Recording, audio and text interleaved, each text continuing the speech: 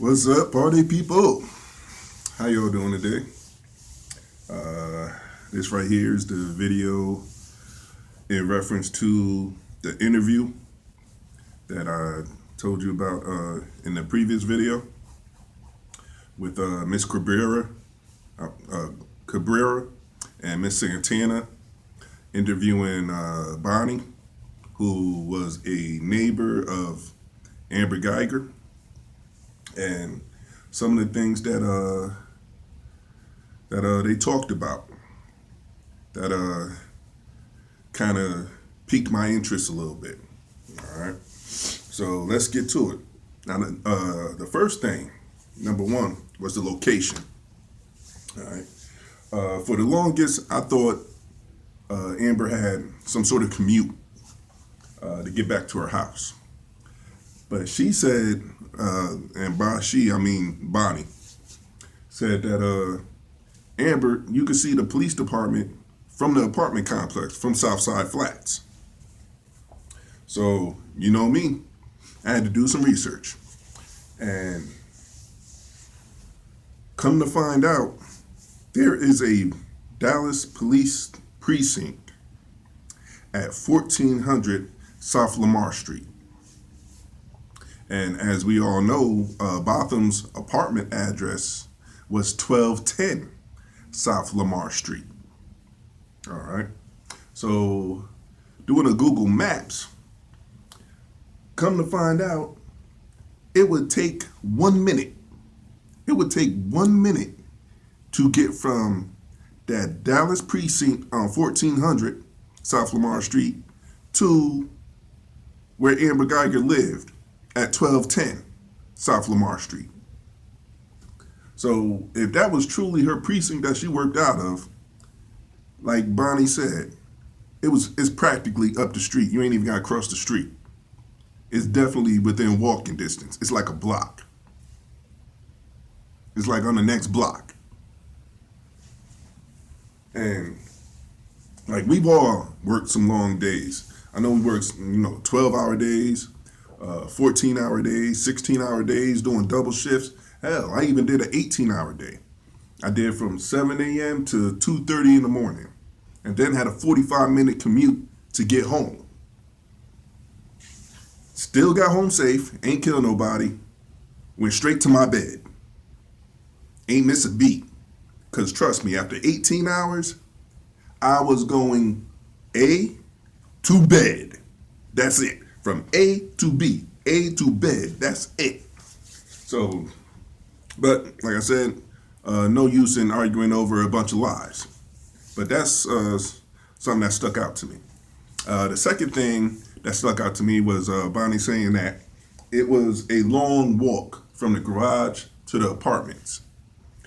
So there was numerous indicators to let Amber know that she was on the wrong floor.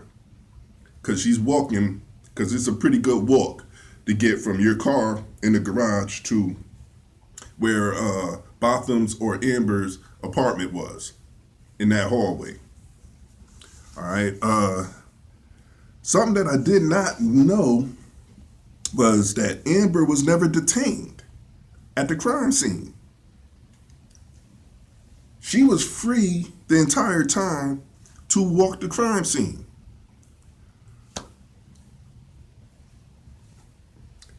I don't know where they do that at, but like I said, maybe it's cop privilege, something like that. But she was never detained at the crime scene. Anyway, and as for information coming up that it wasn't a noise complaint, it was because he was smoking weed. Now, I looked at various articles. I've looked at various interviews with friends of Botham, family of Botham. Nowhere have I ever seen anybody say that Botham was any type of smoker, weed or otherwise. Now, me personally, I smoke Black and Miles. But if you come in my house, there are certain indicators that I'm a smoker. Like you might see little makeshift ashtrays, you might see some incense, you might see some lighters, or you might see some wrappers from my Black and Mild. But there's little indicators to let you know that I'm a smoker. In the pictures and the videos of Botham's apartment, I see no lighters, I see no incense, I see no wraps. You know what I mean? I see no makeshift ashtrays. I see nothing at all in his apartment that would indicate him being any type of a smoker. Now, you could say, well, maybe he just smoked outside. You could say that, but he would still have a lighter in the house. Or there'll be a pack of cigarettes or a pack of, like I said, of rolling papers or some roaches. It'll be something in the house indicating that he's a weed smoker. All they found in that house was the bag of weed and, what was it, the scale? No, it was, well, all they found was the bag of weed. Nothing that indicated that he was a smoker. So why they keep saying that, I have no idea. Moving on. Bonnie said that the bail bondsman covered her bail. That was a $300,000 bail. And the bail bondsman covered it?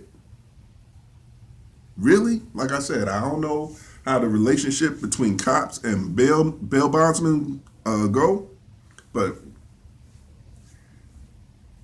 me personally, I haven't met any bail bondsmen that friendly. And you might say, well, how many bail bondsmen have you met?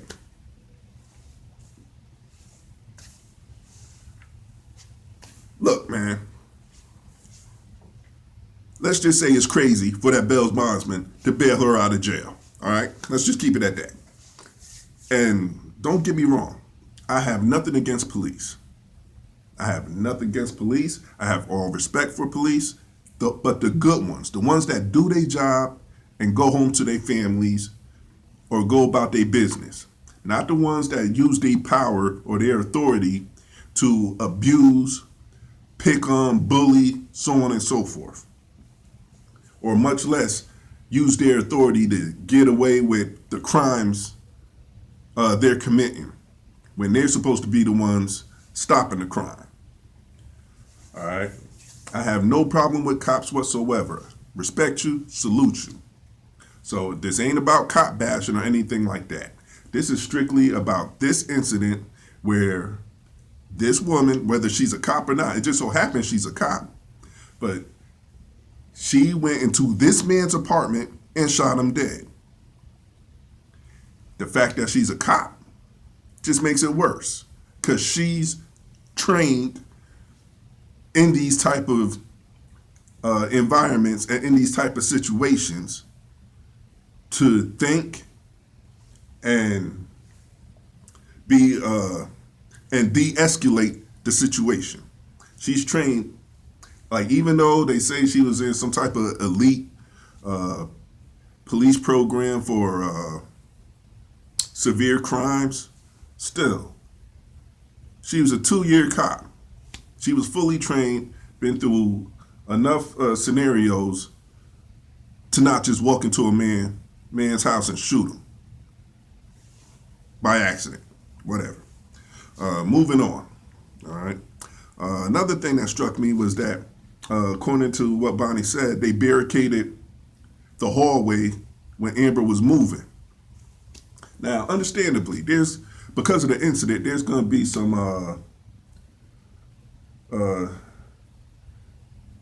type of spectacle, or people might want to be a little nosy, see what's going on.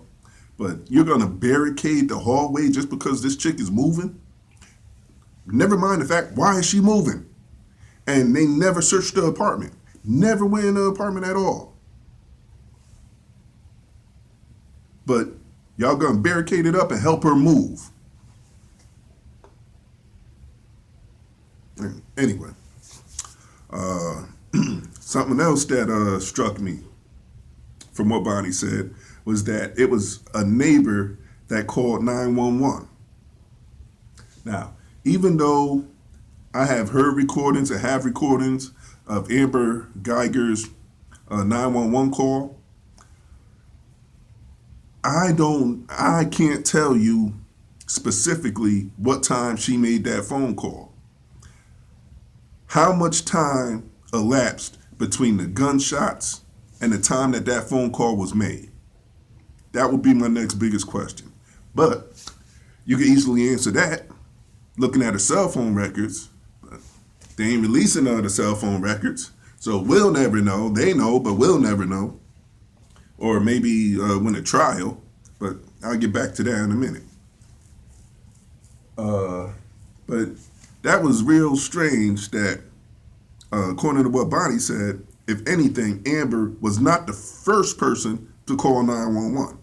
If anybody, she should have been the first person to call. Why are responders saying that they got a call from a resident? Anyway, next one. Bonnie saying that she heard Botham's voice in the doorway.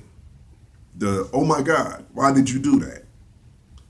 She said if it happened inside the apartment, she wouldn't have been able to hear it. Because as we know, them doors don't stay open. So if Botham and Amber was both inside of the apartment with the door closed, then it makes sense to me that she really wouldn't hear it. But from what she said, she heard Botham's voice in the hallway. So I'm going to have to go back through my scenarios about how everything might have transpired. But that was an interesting piece of information right there, definitely. And like I was saying before, we're not going to find out anything till the trial. But what's today? Today is Thursday, not Wednesday, Tuesday. Tuesday was Amber's court date. She had to go to court. She didn't see the judge. I don't think she saw the judge. The attorney saw the judge. And of course, Judge Tammy Kemp issues a gag order on the case. So no attorneys still can't talk about the case. So that's what I'm saying. I don't think we're going to find out any information until the trial. And hell, if they decide not to let any cameras or any reporters inside the courtroom when they hold the trial, then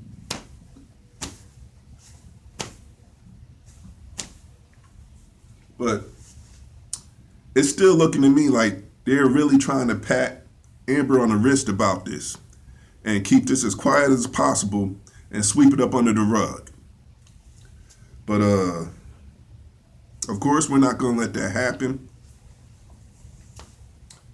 And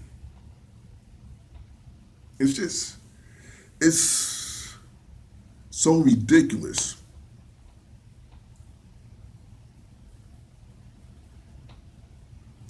Because now, well, this is a separate thing, but now I was listening to the news and they was saying that they're fighting to keep the Mueller investigation report private.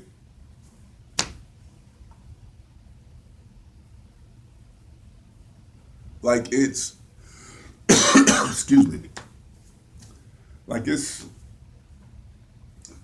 excuse me, geez, against security or national security that we not know everything that the president was investigated for and the findings of that investigation.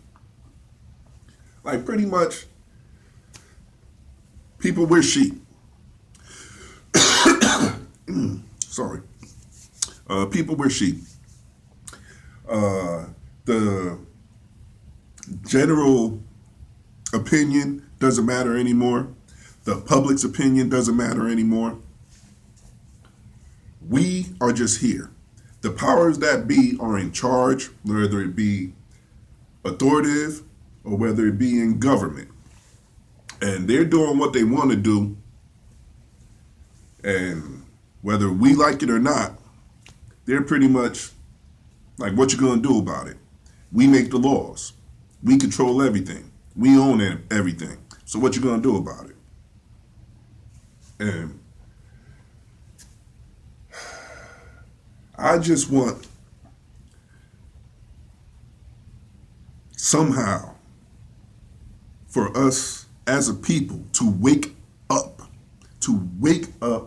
and not only wake up, but realize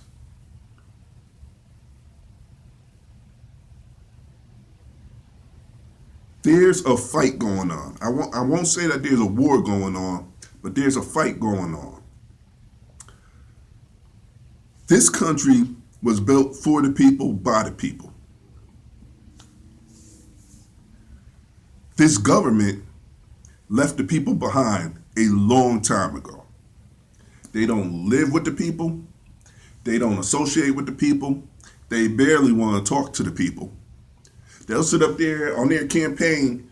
Oh, when it's campaign time, oh, they everywhere. Oh, yeah, I'm a blue collar worker just like you. I'm a person just like you. Until they get up in those seats. But then when they get in Washington and sit in those seats, never mind, I'm rambling. This video is far longer than I wanted to be in the first place. I just wanted to bring up those specific points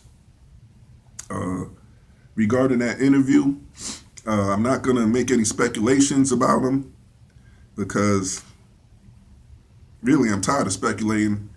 I just want this to go to trial and see what happens. I just want justice to be served.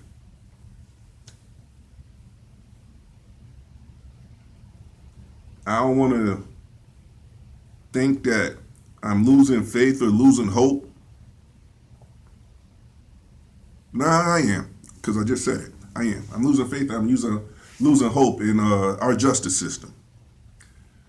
All systems have their flaws, but these ain't flaws. These are just outright injustices that are being done because people in power feel they have the power to do it. And the people without the power can't do nothing about it. And that is wrong. That's wrong. We need to start sticking together. We really need to start sticking and coming together because ain't nobody gonna look out for us but us. Once again, I'm rambling. Video already too long. Those are the things I wanted to talk about. I'm gonna end it here. Y'all be blessed. Be safe. One.